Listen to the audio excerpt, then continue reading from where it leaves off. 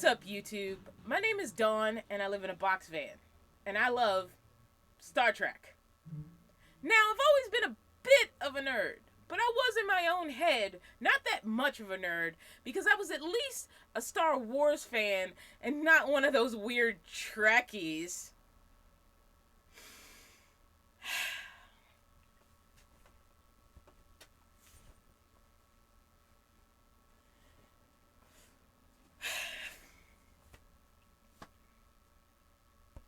Times have changed, and I am the biggest, proudest Star Trek nerd there is. Well, maybe not the biggest and proudest, but I have been bouncing off the walls with joy since Strange New Worlds dropped, and I knew I wanted to review the series as it dropped, just as a way to get myself involved in the Trek community.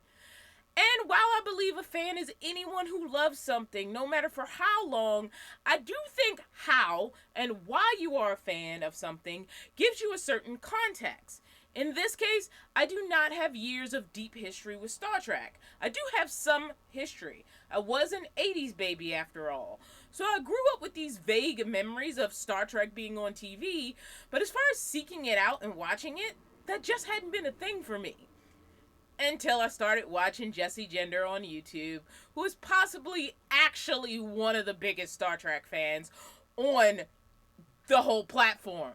I loved her Marvel content, but found myself skipping a lot of the Star Trek stuff due to not knowing much about the universe, or just thrown by random references she would make to Trek.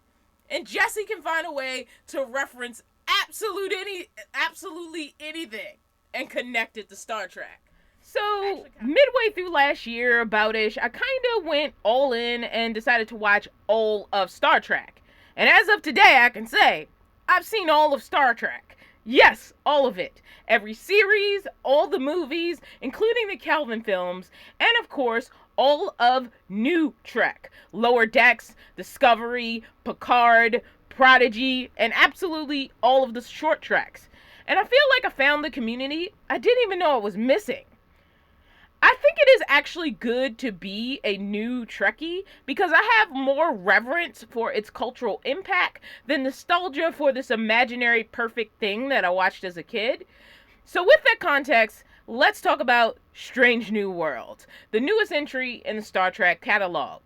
By the way, this will not be spoiler free. So right now, if you don't want me to talk about the details. Alright, you sticking around?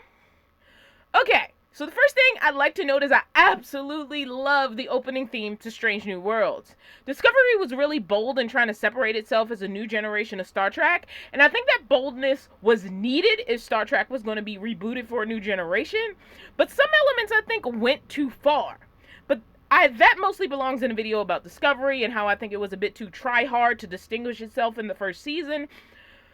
But I do feel like the series found its way back after a while. My feelings on Discovery are only relevant here to how I feel about how Strange New World did the right thing by hearkening more visually and tonally back to the original Star Trek series in its intro, while embracing some of the new stuff that was introduced in Discovery. And I know I said I am a new Trekkie, but I grew up in the 80s. I had all types of cultural, non-specific knowledge of Star Trek. But let's talk about story. The show starts with a bit of a nostalgic voiceover that is being said by number one, who is currently in the captain's chair of the USS Archer. Not that we see that. We just hear her waxing poetic about first contact as we follow this person who looks like maybe they could be a human soldier from the rear. And then it's revealed this is actually an alien and we are arriving in the sky for first contact. And there's no reason for us to feel anything is going to go wrong, but it kind of does, and this is the setup to what will become basically a Prime Directive episode. So after the intro music, we join our heroes, Pike and Spock in that order, who are about to be called into service because it turns out number one, who was captain of the mission in the opening sequence, needs a rescue. I am kind of iffy on starting our heroes in the show, that's Pike and Spock, hooking up with women. And I just don't know that I even like a sexual Spock. Yeah, it was very Vulcan sexual, if that makes sense. I actually did like him and T'Pring's very weird Vulcan flirting, for lack of a better thing to call it. But the problem with legacy characters is they have a legacy. And I never got the sense in the original series that Spock and T'Pring were ever actually that into each other. They just seem to be following the customs and arrangements of their culture. Now, because the original series is very episodic and they had likely not seen each other for years at the point that episode occurs in the timeline, I don't know. You can justify it was a good relationship that may have fallen apart at some point, but for me, it was a hard swallow. And like I said, legacy characters have the problem of history. And when recontextualizing them, you always risk losing someone on the receiving end. Spock also seems fairly laid back with his girlfriend after the fairly traumatic events of Discovery Season 2. And as I love Spock, he is my favorite character, I have a hard time negotiating this space that doesn't feel quite aligned with what I already know about Spock going into the series. But before entering the world of flirting on Vulcan with Vulcanians, we are on Earth with Pike, who's not sure he actually wants to captain the Enterprise anymore. Enterprise is currently in space dock, and he's still dealing with the incidents of Discovery Season 2, especially seeing sort of his kind of horrific future. Now, as this is not only a prequel to the original series, but a sequel to Discovery Season 2, I did wonder how much it would feel like you were missing out if you hadn't seen Discovery. This is very hard to judge from the outside, but I thought this was handled okay in that I don't know how necessary it is to have watched Discovery. More like knowing exactly what happened on Discovery will maybe give you an enhanced experience going in. Much like when I finally watched all of Star Trek The Next Generation and then rewatched Star Trek Space Nine, and I do say rewatch because I'd actually watched a lot of Star Trek Deep Space Nine in its original airing. In fact, there was a time I would have said I was a Deep Space Nine fan, but not a full-on Star Trek fan. I truly love Deep Space Nine as a series without the context of previous Star Trek, but going into the Deep Space Nine pilot with the knowledge of what had happened to Picard, different levels of sympathy opened up. I still felt bad for Sisko and all that happened to him, but now, also knowing what happened to Picard with the Borg, I had sympathy for his situation as well. And I didn't feel that way watching Deep Space Nine years ago. That being said, once you are in the know about a situation, it's really hard to imagine what someone who hasn't seen what you have seen and doesn't have the context you do is actually feeling. So I don't know. From an outsider perspective, it seemed fine to just jump into the first episode of Strange New Worlds without having seen Discovery.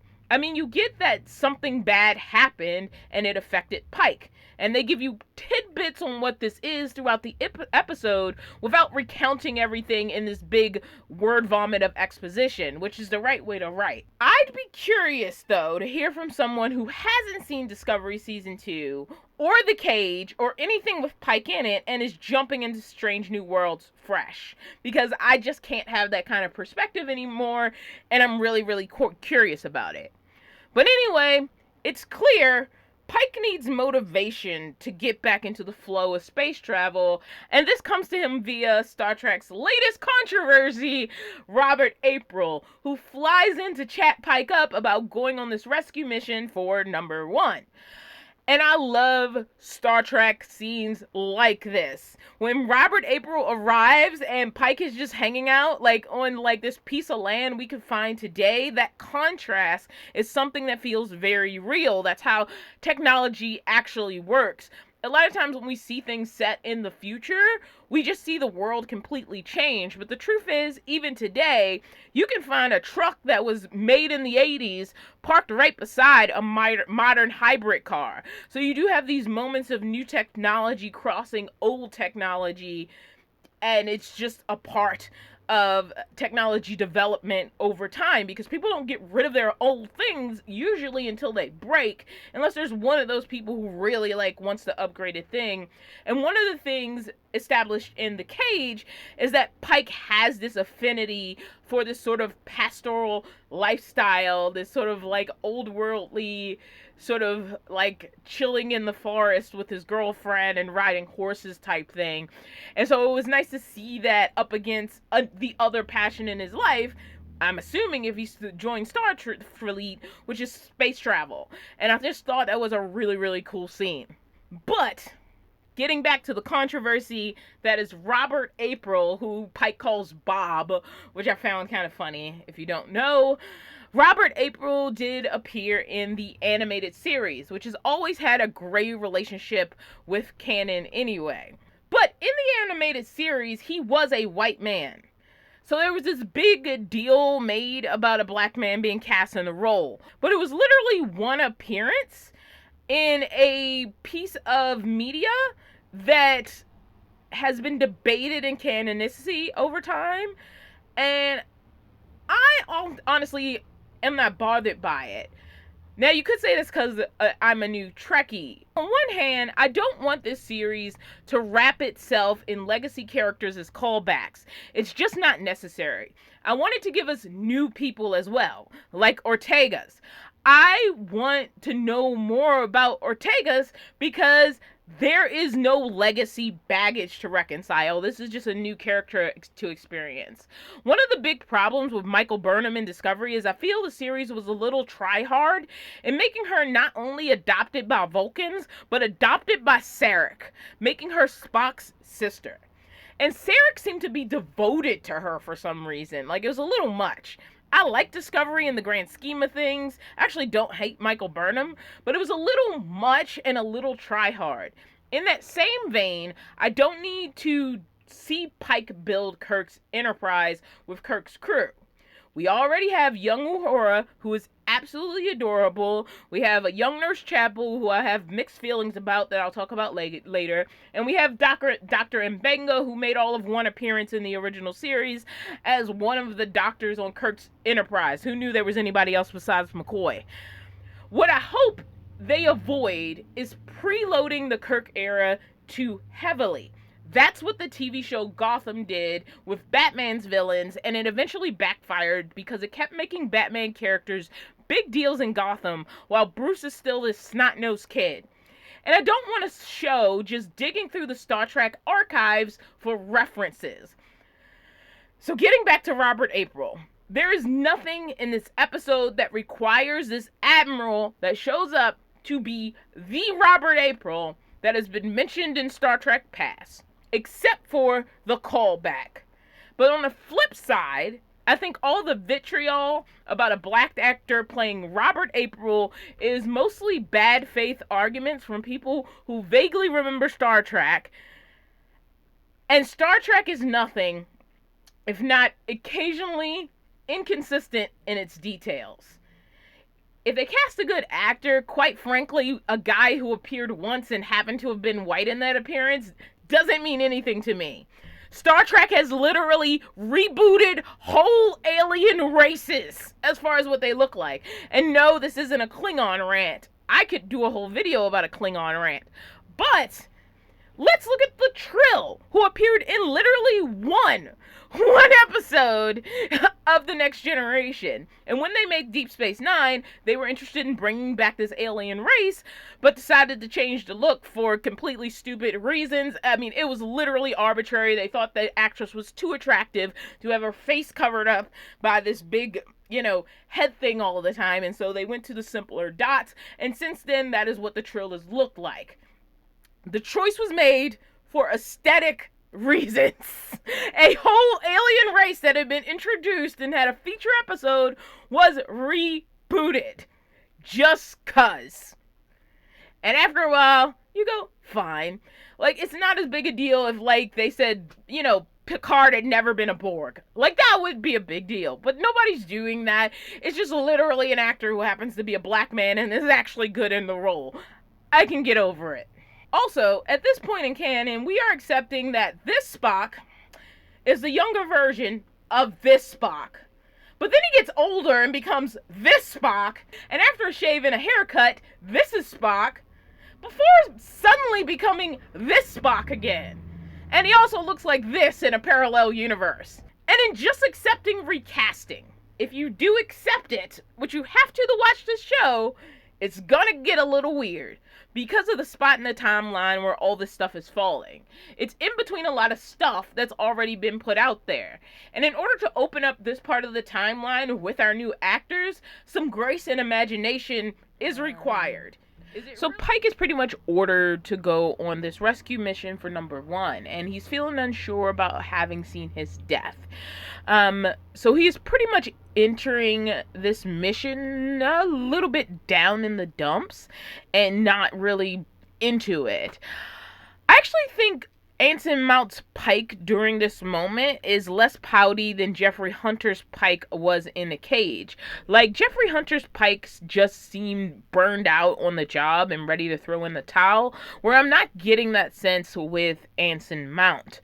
I think Anson Mount's Pike comes off as way more worried about how this might affect his ability to be useful to other people as a captain, and it's so much less about him. And even though Anson Mount's Pike seems reluctant to go on this mission, he doesn't seem to carry that energy onto the bridge, which makes me really respect him as a captain. In the absence of number 1, who's been captured, we get on the bridge and we meet the stand-in first officer, Leanne, I think is how you pronounce it. I know it's L-A'-A-M, who seems fine. I'm not sold on her yet. As soon as we arrive at the alien planet where we're going to do a rescue for number 1, she's the one giving tactical advice. And that tactical advice is in direct opposition to Spock's advice, which is based on what he feels is the right Starfleet choice. And Spock was wrong and Leanne was right. It also shows why Leanne was given the first officer position even though she's new to the Enterprise. Spock is still on a journey to learn and grow into the role of number 1, so even in the absence of Una, he's still not ready for that first officer position yet.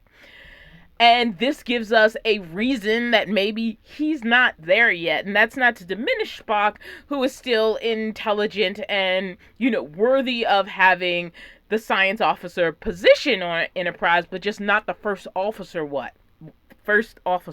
Haha.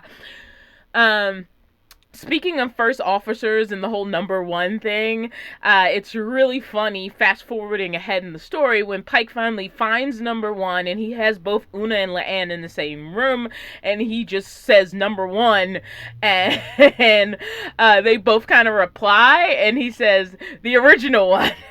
And I actually kind of found that funnier than the whole Kirk thing. Like, from the beginning of the episode, they kept talking about this Lieutenant Kirk, and I already knew it wasn't going to be James T. Kirk. But they really wanted to sell to the audience, maybe you'll see him, which is maybe why they already dropped the spoiler that he's been cast for season 2, but, we're kind of keeping secret that he was already in season 1. I don't know. But I was more afraid that James Kirk might show up than excited. And once the joke of it kind of dropped, and like I said, spoilers in this, that it was somebody else who happened to have the last name Kirk, I didn't even find it funny. I just found it kind of lame. I actually found it more lame than the whole boner joke on WandaVision, which I actually kind of laughed at. But this one I was just like, oh, that was so lame. Did we really have to do that? But back on task to the episode, we now are at the planet and it is determined to be hostile. And so Pike and his team have a little meeting, and they sort of sort through the information they have about this planet, why they thought it was ready for first contact, and it turns out the technology that's usually used for warp drive, in this case, has been used to develop a weapon. But basically, it's determined they need to disguise themselves and go back down to the planet for a mission to rescue Una and her team. Because the society is still deemed to be pre-warp, they have decided that they should not proceed with first contact and basically just go down there and get their people out and leave. just leave. Go down there, get the people out, just leave. If they have this weapon, however they use it is on them. But unfortunately, what they figure out is that the Discovery incident at the end of Discovery Season 2 is sort of what led to them being able to backwards manufacture the dangerous technology they have now, which leaves Captain Pike sort of in the position of feeling guilty about it. And I really enjoyed this because, again, this is the weight of it. I'm glad I caught up with Discovery before the show started, and I thought about not and just kind of jumping into this without ever watching Discovery, because I had mixed feelings about watching Discovery. Like everybody else, I looked at Discovery and I'm like, this looks weird. This looks so disconnected from the other Star Trek, but I gave it a chance and I got into it and I loved it, and I'm like so happy I did. But I will say, in Discovery Season 2, we also had a Prime Directive episode, and Captain Pike sort of took the hard line about it, whereas Michael Burnham found a gray space with it that actually I thought was more reasonable in that episode.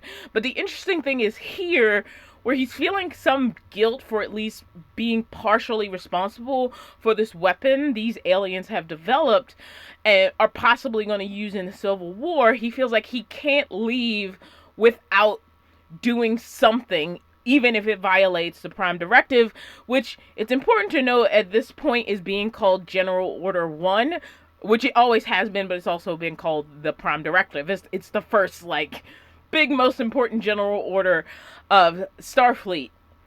And this situation certainly exists in a gray area as far as that's concerned, just like the situation on Discovery did when they found a planet of humans who had been transported to this different planet and technically had developed their own society with no knowledge of like warp drive and the history on Earth. So on one hand, they were descendants of Earth, but on the other hand, they had become their own culture on this planet separate from Earth and the history of Earth. And so if you take them as a migrated culture, they were pre-warp. If you take them as Earthlings who had been kidnapped, they were just clueless prisoners of another planet. And Michael Burnham and Pike definitely took different sides on sort of what their perspective was. I like to just watch the characters negotiate the Prime Directive without making too much judgments on it. For me as a viewer, I like seeing them negotiate it, not trying to decide how they feel, and that's just the way I watch fiction. We don't all have to watch fiction the same way. And so I was more interested in that contrast, and also in the world of character development. It's interesting seeing Pike now faced with a similar gray situation and deciding, even though he flat out knows this is going to be considered a violation of the Prime Directives, that he morally cannot leave this planet without doing something.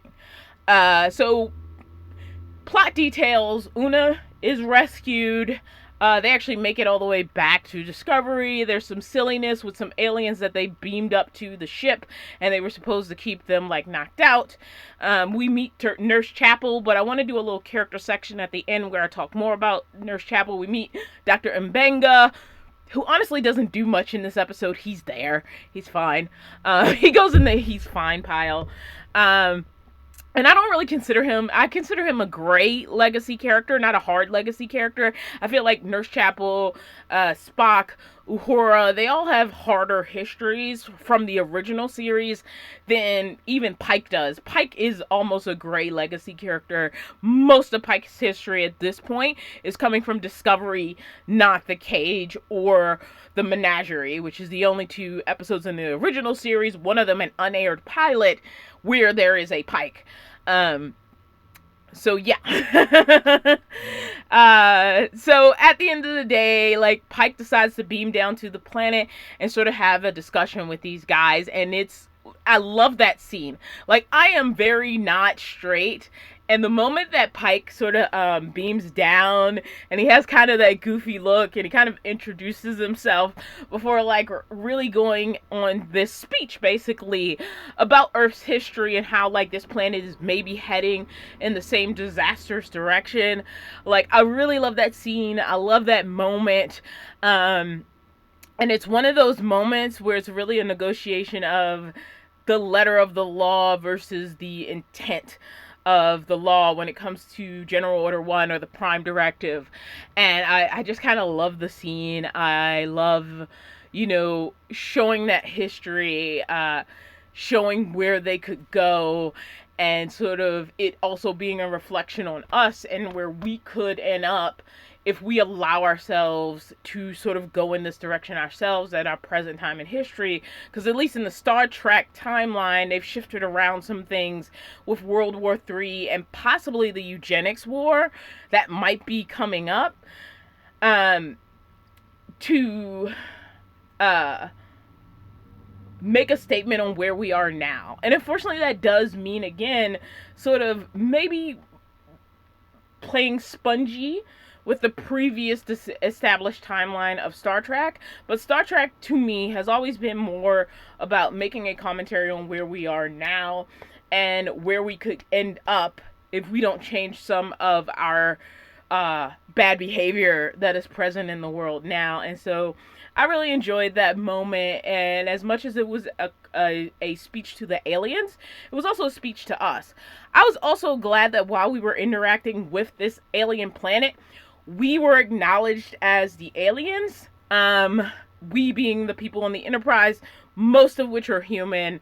Obviously there's Spock, and we saw an Andorian beam up at the end of the episode, so there are non-human on the Enterprise, but it's mostly human. But in the original series especially, aliens were always aliens to humans. We very rarely acknowledged humans being alien to other aliens. We were either all together and all accepted, or the non-human aliens were being otherized, and humans were rarely to never otherized as weird to those aliens. Like, even when we dealt with the Klingons in Undiscovered Country, it was about us otherizing the Klingons, but there wasn't a lot of the fact that Klingons probably thought we were weird too, at least not that I remember. I've only seen Undiscovered Country once. It might be worth a rewatch, but the way I remember it, their otherization to us was heavily focused on, but the otherization to them wasn't as much. There's a really good Next Generation episode where Riker is on a Klingon ship, and it was really cool seeing that he was the otherized person there who had to adapt to somebody else's culture. But I also feel like in the original series especially, there was a heavy emphasis on what was alien to humans as opposed to humans being alien to another culture. And I like to see more of us being seen as others here as opposed to the other way around. And it's really about that personal responsibility of realizing your responsibility as someone in somebody else's culture. Yeah, I don't know if any of that made sense. So in the end, Pike finally does convince these aliens to switch modes from let's destroy each other to scientific advancements with their new to them technology. And then he has to head back and face the music for violating General Order 1. Luckily, Admiral April is able to save his job, but to up the importance of General Order 1, it has now been renamed the Prime Directive, which is problematic if we take the short Trek Q&A as canon, since Spock calls it the Prime Directive in Q&A and not General Order 1. Have you ever considered that the Prime Directive is not only not ethical, but also illogical and perhaps morally indefensible?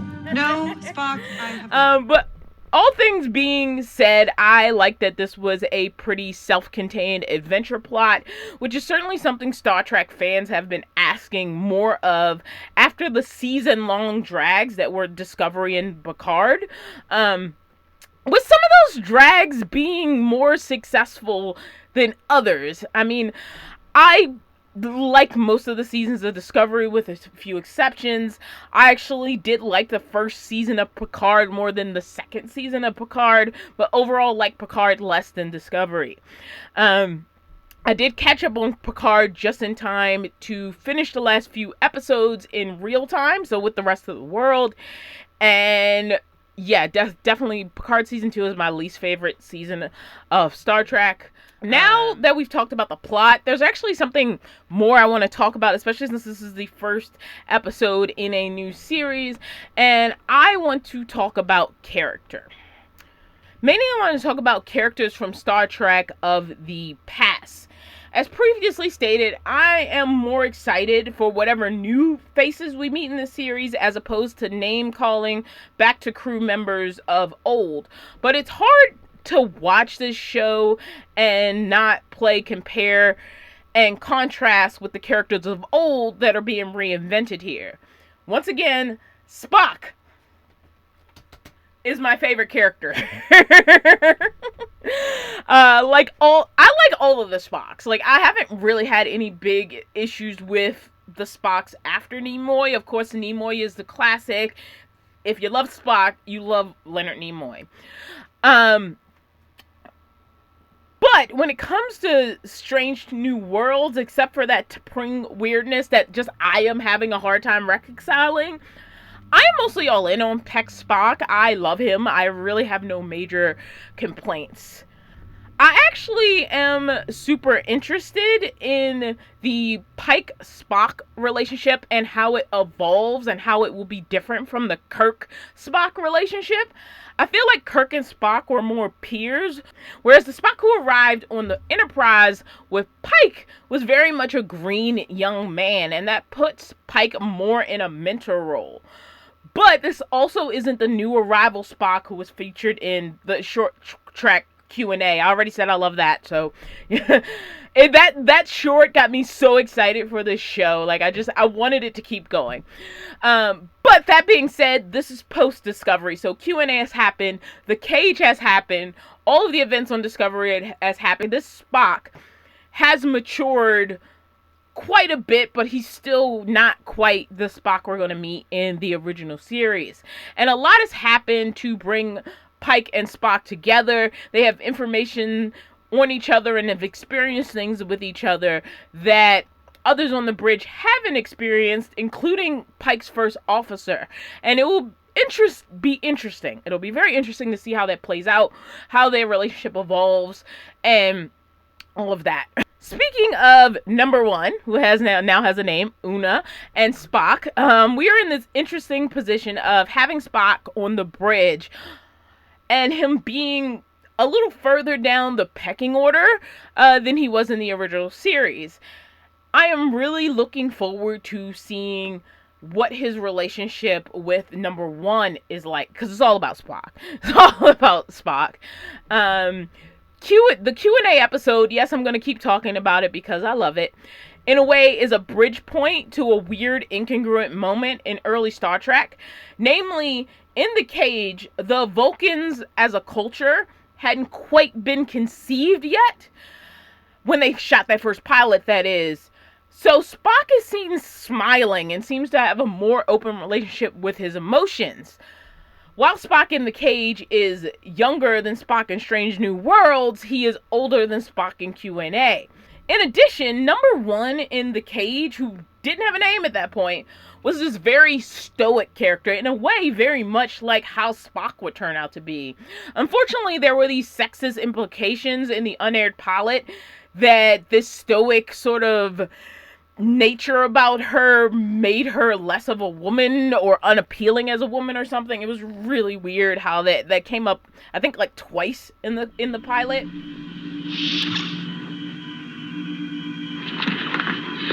Yeoman? Yes, sir. I thought I told you that when I'm on the bridge, I excite. But you've wanted the reports by 0500. It's 0500 now, sir. Oh, I see. Thank you.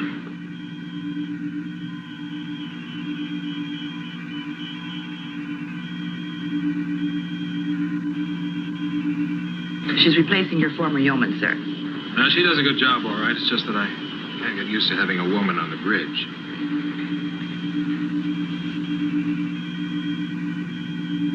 No offense, Lieutenant. You're different, of course.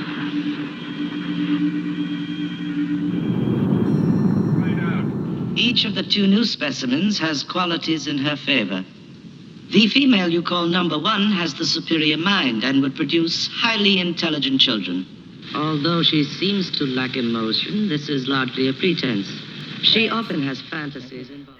But in a way, you could say the stoic number one was setting the blueprint for what Vulcans would become, which is why it's just adorable that in Q&A, number one is not only a little bothered by Spock smiling, she's the one to tell him to be more stoic, basically.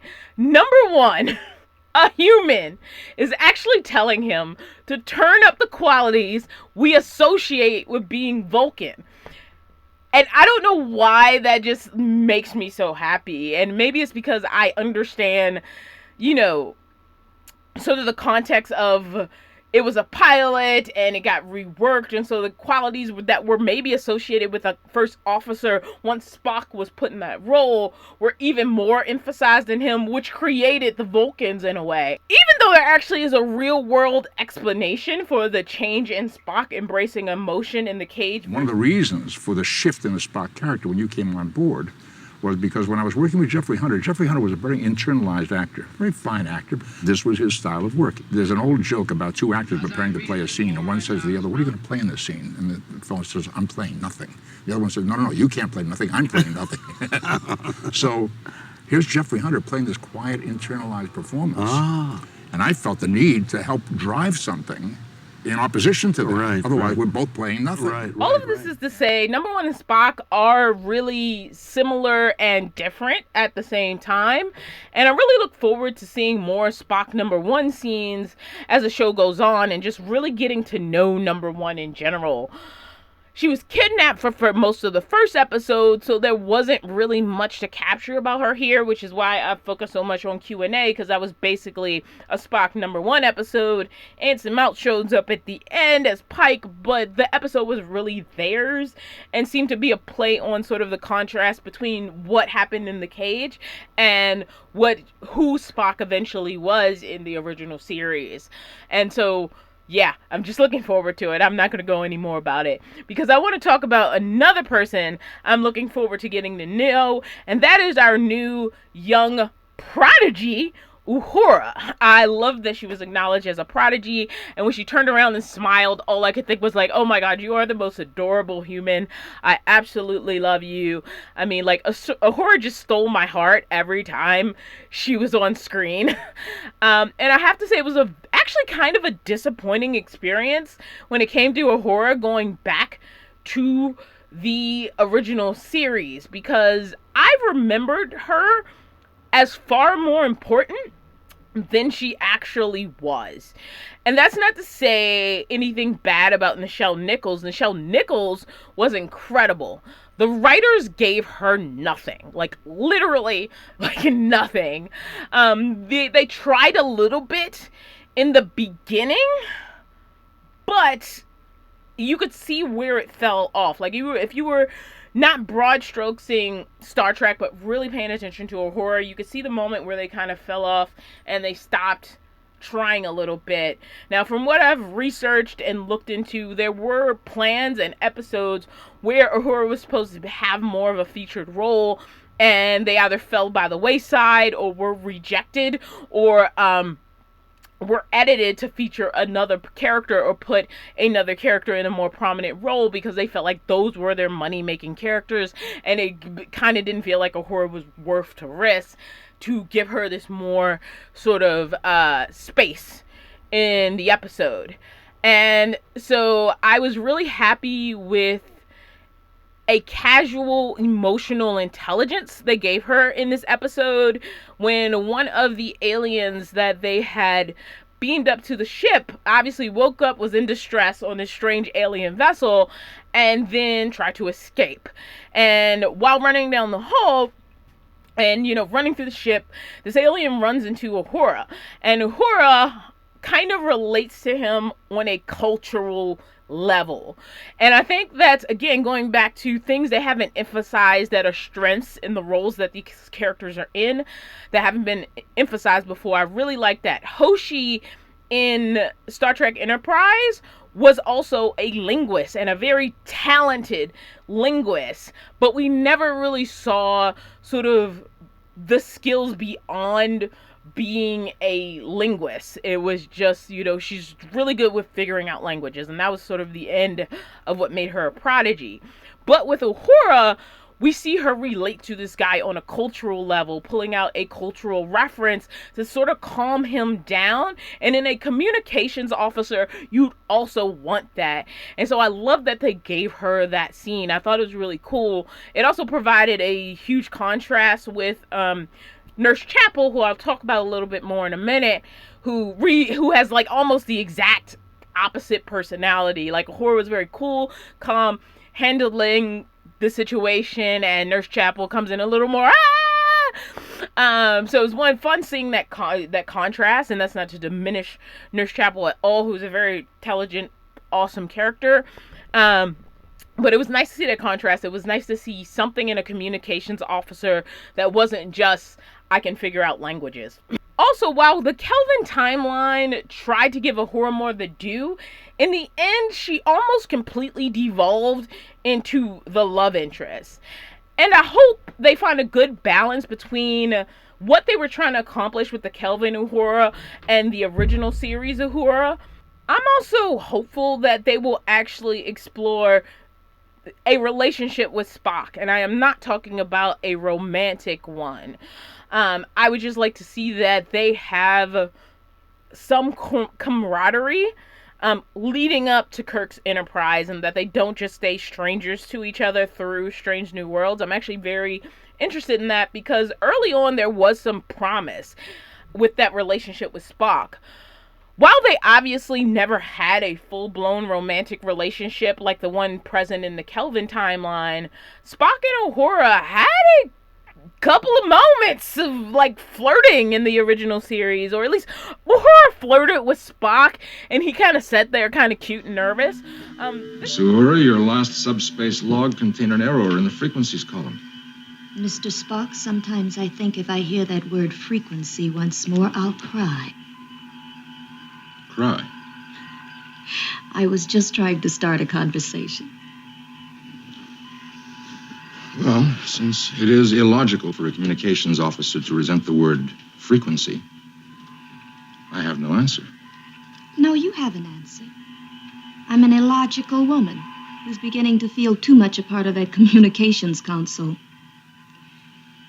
Why don't you tell me I'm an attractive young lady, or ask me if I've ever been in love? Tell me how your planet Vulcan looks on a lazy evening when the moon is full. Vulcan has no moon, Miss Uhura. I'm not surprised, Mr. Spock. Transporter room to bridge.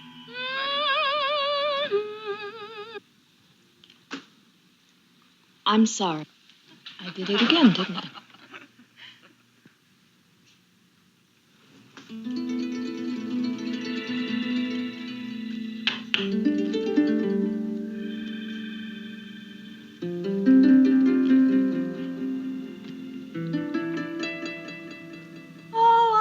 Starship Enterprise, there's someone who's in Satan's guise, whose devil ears and devil eyes could rip your heart from you.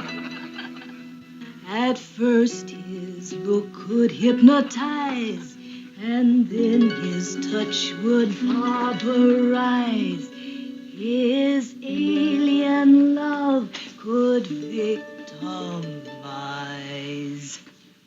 and rip your heart from you. And that's why female astronauts, oh very female astronauts, wait terrified and overwrought to find what he will do. Oh, girls in space, be wary, be wary, be wary. Girls in space, be wary. We know not what he'll do.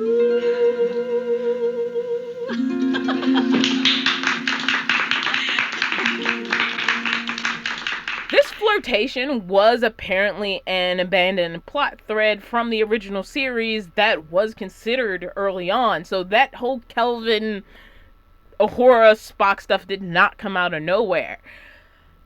But one of my favorite scenes in the original series was actually Uhura doing a repair. Because while Nichelle Nichols was both beautiful and an incredible singer, things that had at least moments to shine in the series, what I really wanted to see more of was what made her good at her job. And we really did not get a lot of it, minus like this clip of Uhura doing a repair. I'm connecting the bypass circuit now, sir. It should take another half hour. Speed is essential, Lieutenant. Mr. Spock, I haven't done anything like this in years. If it isn't done just right, I could blow the entire communications system. It's very delicate work, sir. I can think of no one better equipped to handle it, Miss Uhura. Please proceed. Yes, sir. Right away. And I really love that Spock has a moment there of really respecting her as an officer. And I would love to see some precursor to that, of a strong connection before the other people on the Enterprise roll in. Now, while scenes between Uhura would ultimately entirely disappear almost as the series went on, the potential with these two, if the writers had just been a bit braver, is clearly there. That being said, what I really am interested in is a friendship. I'd like them to get to know each other. I'd like them to have something. I don't need romance or the romantic entanglements of the Kelvin timeline. One, because that relationship as a romantic relationship took over and I think kind of took away some of what they were trying to do with Uhura, and did a little bit more successfully in Star Trek 09 than they did in the follow-up movies. But I also actually like an ace gray sexual Spock. But I also enjoy moments when he connects with people, because, you know, this is me, like, applying myself to Spock, and as we all do with fictional characters. Like, for me, figuring out I'm probably very much an ace gray sexual lesbian, because I don't consider myself, like, when I think about having deep emotional romantic connections, they are with women. But I am starting to realize, like, while I'm not sex averse, I am also sex don't care. So I do consider myself in sort of on the ace spectrum, and I think that's one of the things that in which I relate to Spock, where he can have these deep connections with people, and they aren't really about sex, for lack of a better term. And I like that. But I'm willing to put that away as sort of me relating to Spock. But as far as like Spock and Uhura obviously having some kind of bond, obviously having some type of connection, like that was there in the original series, and then they abandoned it. So in service of sort of picking up those threads that were abandoned because people were too afraid of offending the Bible Belt, which was a thing. Like, there were several things they did not do for fear of offending the Bible Belt. I like to see them at least have moments that build to a pre-Kirk era familiarity with each other. But what I fear is they may skip over this little footnote in early Star Trek history for something that became very blatant in later Star Trek. And that is Nurse Chapel's crush on Spock.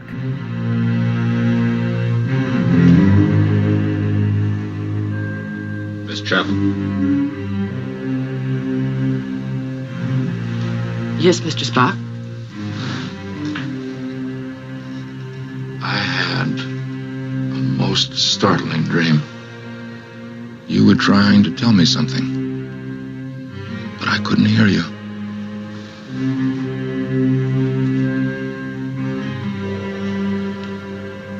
It would be illogical for us to protest against our natures. Don't you think? I don't understand.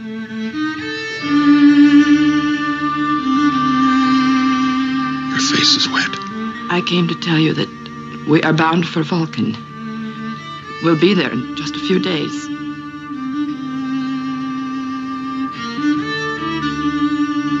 Vulcan. Miss Chapel. My name is Christine. Yes, I know, Christine. Would you make me some of that lo-mein soup? Oh, I'd be very glad to do that, Mr. Spock. Now, I don't want to speak about everybody in the context of Spock. Like I said, favorite character. It's Spock. Dear old Spock. So I do want to give Nurse Chapel points as an individual character, only she didn't have much of a character in the original series.